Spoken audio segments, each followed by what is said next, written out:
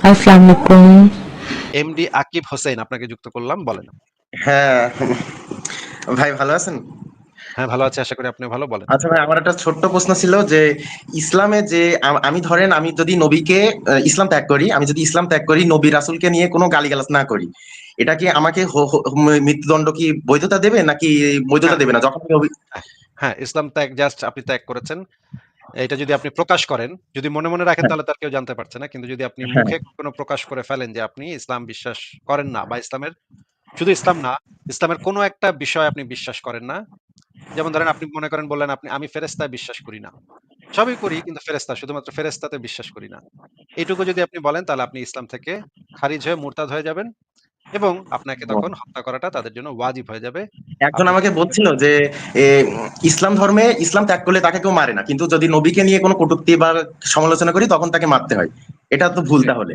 এই অবশ্যই ভুল। এটা কি আপনাকে কোনো দলিল দেখিয়েছে তারা? যে না এই না, এই দলিল দেখিনি, দলিল দেখিনি।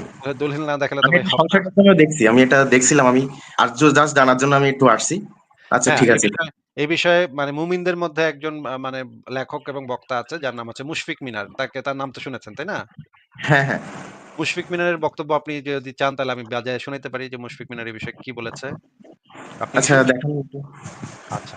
ঠিক আছে, তাহলে আমরা একটু দেখি মুশফিক মিনার এই বিষয়ে মুশফিক মিনারকে এই জিনিসটা জিজ্ঞেস করা হয়েছিল এবং মুশফিক মিনার তো অনেক সময় সত্য কথাই বইলা দেয়। এই কারণে তাকে তার দ্বীনি মুমিন ভাইরা গালিগালাজও করে যে সে কেন এত সত্য কথা গিয়ে নাস্তিকদের লাইভে গিয়ে বইলা আসে। এতে নাকি তাদের সমস্যা হয়। আচ্ছা, আমরা একটু দেখি এই ভিডিওটা একটু দেখি, আপনি একটু শোনেন, হ্যাঁ? আচ্ছা। আসসালামু জি, আলাইকুম। আসসালাম ওয়ালাইকুম আসসালাম। যুক্ত করার জন্য ধন্যবাদ। শোনা যাচ্ছে আমার কথা? জি, আপনাকে শোনা যাচ্ছে। আচ্ছা, আমার একটা প্রশ্ন ছিল।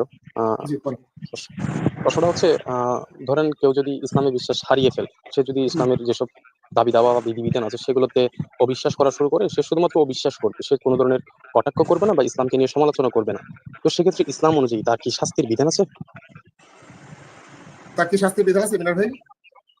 যদি প্রকাশ না পায় তাহলে তার শাস্তির বিধান নেই। যদি প্রকাশ পায় যে সে মুরতাদ তাহলে তো তার শাস্তি হয়। যদি প্রকাশ পায় তাহলে সে নিজের মতো নিজের মনের ভিতরে রাখে তাহলে তো আর সেটা তো আর খুঁজে তো আর দেখবে না যে সে মানে সেটা যদি অল্প প্রকাশ ছিল পায় দেখার তাহলে ব্যাপারে রাসূল সাল্লাল্লাহু আলাইহি ওয়াসাল্লাম নিষেধ আছে যে তুমি হুম, মানে মানে নিজের মানে মানুষের ব্যাপার অন্তর। থাকে। মানে ব্যাপারটা যদি এমন হয়, আমি জাস্ট আমার পরিবারকেও বলি যে আমি ইসলামে বিশ্বাস করি না। কিন্তু আমি কোন ধরনের সমালোচনা করব না, কটাক্ষও করব না। শুধুমাত্র বিশ্বাস করি না। এই কথার কারণে কি আমার শাস্তি হবে ইসলাম অনুযায়ী? হ্যাঁ, শাস্তি হবে। যদি সেটা উপযুক্ত কর্তৃপক্ষ বিষয়টা অবহিত হয় তাহলে আপনার শাস্তি হবে সেজন্য। আচ্ছা, মানে ইসলাম থেকে বের হওয়ার কোনো সুযোগ নাই। না, না। আচ্ছা, আপনি আচ্ছা কি ভাই, শুনতে বুঝতে পেরেছেন পারছি। ভাই? হ্যাঁ হ্যাঁ, আমি বুঝতে পারছি। আচ্ছা, এখন এখন বলেন, আর কি কিছু বলবেন? না না, থাক, এখন আর কিছু বলবো না, নেক্সট টাইম আবার যুক্ত হবো, সমস্যা নেই। কিন্তু আপনাদেরকে এই জিনিসটা বলে যান যে এই বিধানটা আপনার কাছে কিরকম মনে না হয়? ভাই, এটা তো ভাই সভ্য দেশে তো এটা আমার মনে হয় না করা উচিত, কোন সভ্য রাষ্ট্রে তো এটা করবে না। মানে আপনি কি বলতে চাচ্ছেন ইসলামের এই বিধানটা একটা অসভ্য বিধান নাকি? হ্যাঁ হ্যাঁ, অসভ্য বিধান আমি বলতে চাচ্ছি। হ্যাঁ, আমিও আপনার সাথে একমত যে এটা তো ভাই সভ্য সমাজে এই জিনিস কল্পনা করা হ্যাঁ যায় না। হ্যাঁ এটা একটা অসভ্য হ্যাঁ বর্বর হ্যাঁ আইন, তাই না? হ্যাঁ। ঠিক আছে। আকিব হোসেন, আচ্ছা তাহলে আপনাকে বিদায় জানাই। আচ্ছা। তাহলে পরের জনকে যুক্ত করি। অনেকে আছেন যাদের ডিভাইস পারমিশন আপনারা দেন নাই, তো আপনাদেরকে রিমুভ করে দিচ্ছি। পরের জনকে যুক্ত করি। মানুষ আপনাকে যুক্ত করা হয়েছে, বলেন আপনি। আসাদ ভাই ভালো আছেন? সরি, আসিফ ভাই ভালো আছেন? হ্যাঁ ভাই, ভালো আছে। আশা করি আপনিও ভালো। বলেন তাহলে। যে আমি আসলে কথা বলতে চাচ্ছিলাম কিছু, এখানে ফারাজ ভাইকেও লাগতো। উনি কি আজকে লাইভে জয়েন হবেন? তা তো এখনো বলতে পারছি না, ওনার সাথে কথা হয় নাই। দেখি উনি যদি মনে হয় আসতে পারে। ও তাহলে ভাই আমি ব্যাক স্টেজে অথবা বাইরে থাকি, উনি আসলে আমি জয়েন দিব। আচ্ছা, ঠিক আছে। তাহলে আপনাকে বিদায় জানাই। ভালো থাকেন। আপনাকে ব্যাকস্টেজ থেকে মানে সরায় দিচ্ছি। আপনি একটু YouTube থেকে দেখেন। উনি আসলে আপনি চলে আইসেন। আ তাহলে ঠিক আছে। পরের জনকে যুক্ত করি। রফিক আপনাকে যুক্ত করা আছে। বলেন আপনি। ভাই কি শোনা যাচ্ছে? হ্যাঁ, শোনা যাচ্ছে। বলেন। ভাই একটু বৌদ্ধ ধর্ম সম্পর্কে জানতে চাচ্ছিলাম। মানে আমি যখন একটু এই ধর্ম সম্পর্কে জানা শুরু করি, আমার মনে হয় যে এই ধর্মটা অন্যান্য ধর্ম হচ্ছে ভালো। তো এই বিষয়ে আপনি কি বলতে চান? ধর্ম মানেই হচ্ছে অন্ধবিশ্বাস। কোন ধর্মই অন্য ধর্মের থেকে যে আ ভালো, খুব ভালো এটা বলা যায় না। কারণ সবগুলাই অন্ধবিশ্বাসের উপর নির্ভরশীল। আপনাকে মানতে, বিশ্বাস করতে বাধ্য করবে বা বিশ্বাস করতে আপনাকে হবে আল্টিমেটলি যে, যে জিনিসগুলো আপনি আ বোঝেন না বা জানেন না বা যুক্তিতে আসে না, সেগুলো আপনার বিশ্বাস করতে হবে। এটা সব ধর্মের একটা প্রধান বৈশিষ্ট্য। কিন্তু আপনি যদি বৌদ্ধ দর্শন সম্পর্কে বলেন যে বৌদ্ধ দর্শনটা কেমন? বৌদ্ধ দর্শন অপেক্ষাকৃতভাবে ধর্মগুলা থেকে বেটার। কিন্তু বৌদ্ধ ধর্মকে যদি আপনি বলেন তাহলে ধর্মটা ওই অন্য ধর্মগুলোর মতোই নানা ধরনের অন্ধবিশ্বাস, নানা ধরনের কুসংস্কার এগুলোর ভিতরে আছে, ধর্মের ভিতরে আছে। কিন্তু যদি আপনি ফিলোসফি বুদ্ধিস্ট ফিলোসফি নিয়ে পড়ালেখা করেন সেটা অবশ্যই খারাপ কিছু না। সেটা অবশ্যই ভালো। এই বৌদ্ধ ধর্মের ২-১ টা বিষয় একটু খারাপ কি দেখানো যাবে? যেমন কোনো বৈশিষ্ট্য যেটা খারাপ বা বর্বর? যেমন বৌদ্ধ ধর্মে যে ইয়াগুলা আছে, গ্রন্থগুলা আছে সেখানে একটা জায়গাতে বলা আছে যে নারী হচ্ছে মলমূত্রের মতো। আ মানে যে বুদ্ধিস্ট যে পন্ডিতরা তারা বলছে যে আমাদেরকে ম মলমূত্র খাইতে দিলেও আমরা মলমূত্র খাইয়া ফেলবো। কিন্তু নারীর কাছে আমরা কখনো যাব না। এই ধরনের বক্তব্য দেয়া আছে যে নারী সম্পর্কে অত্যন্ত অভদ্র, অসভ্য কথাবার্তা বলা আছে।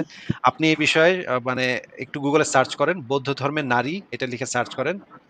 মুক্তমনা.com এ নিলয় নীলের একটা লেখা আছে এই বিষয়ে। রেফারেন্স দিয়ে একটা লেখা আছে। সেই লেখাটা আপনি একটু পড়তে পারেন। জি ভাই, ধন্যবাদ। ঠিক আছে, তাহলে আপনাকে কি বিদায় জানাবো? হ্যাঁ ভাই, ঠিক আছে। আচ্ছা, ঠিক আছে, ভালো থাকেন। তাহলে পরের জনের কাছে চলে যাই। আ সত্য উদ্ঘাটন আপনাকে যুক্ত করা আছে। বলেন আপনি। আসিফ ভাই আমাকে শুনতে পাচ্ছেন? হ্যাঁ, শুনতে পাচ্ছি। বলেন। ধন্যবাদ। আচ্ছা, পরকালে যত বিশ্বাস করা হয় ইসলাম ধর্ম অনুযায়ী, আ পরকালে যদি ধরেন আমার ৪ টা বউ, আমি সহ সবাই মারা গেলাম এবং হাসরের কার্যক্রম শেষ হলো। তার পরবর্তীতে আমি জাহান্নামে চলে গেলাম। আমার বিবিরা জান্নাতে গেল। তাহলে তারা কিভাবে ওই যেই লোভনীয় ইয়াগুলো দেখানো হইছে, আশা দেখানো হইছে এগুলো কিভাবে পূরণ করবে? কারণ আমি তো জাহান্নামে, এরা তো জান্নাতে। এদেরকে মুমিন দিনই মুমিন ভাইদের ভিতরে ভাগ-টাগ করে দিবে। অসুবিধা কি? মনে করেন গোলাম আজম একজনের পাইলো, সাইদি একজনের পাইলো, ওসামা বিন লাদেন একজনের পাইলো। এভাবে ভাগ-টাগ করে দিয়ে হবে আরকি। আ মানে নারীরা কেন এরকম কোন দলিল আছে যে নারীরা বলে দেওয়া হইছে, তোমার স্বামী যদি জাহান্নামী হয় তোমরা এরকম ভাবে সময়গুলা পার করবা? না, এরকম তো বলে দেওয়া হয় নাই। কিন্তু যেটা আছে যে না জান্নাতে যে নারীরা থাকবে সেই নারীদের যদি স্বামীরা যদি এরকম থাকে যে স্বামীরাও জান্নাতে তাহলে তারা সেই স্বামীদেরকে পাবে। আর যদি স্বামীরা জান্নাতে না থাকে তাহলে অন্য মুমিন ভাইদের সাথে বিয়ে দেওয়া হবে। এই ধরনের কথাবার্তা কিছু জায়গাতে বলা আছে।